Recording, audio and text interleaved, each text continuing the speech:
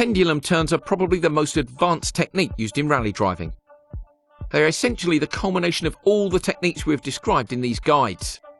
They are used specifically to prevent the car from understeering on loose surfaces when approaching sharp turns or hairpins at relatively high speed.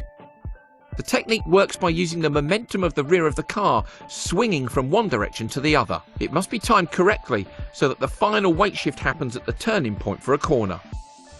Modern rally teams put a lot of effort into reducing their car's tendency to understeer, so pendulum turns are not used as much in today's cars as they were with the classics.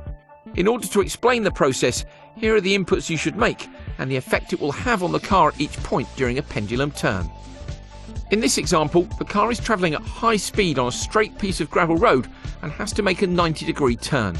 As you arrive at the braking point, you get hard on the brakes to slow the car down and shift the weight of the car forward.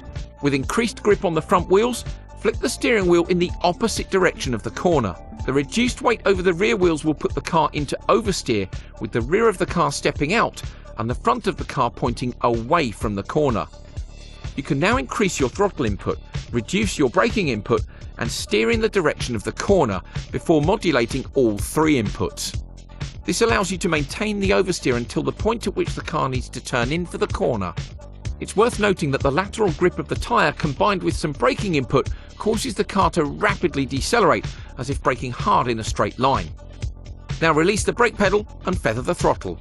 This will snap the car out of oversteer in the initial direction.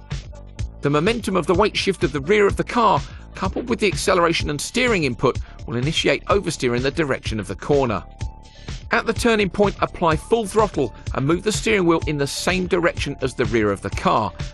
This is the pendulum part. You want the car to oversteer in the direction of the corner to help eliminate understeer.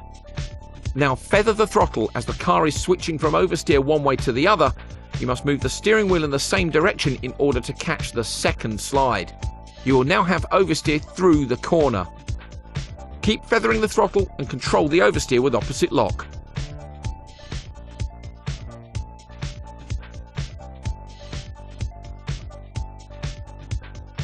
A perfect Scandinavian flick will see you hitting the apex and accelerating through the corner exit where the car is straight once more.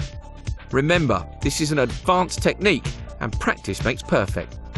The advantage is that by deliberately using the momentum of the rear of the car, you can actively prevent the car from understeering into a tight corner.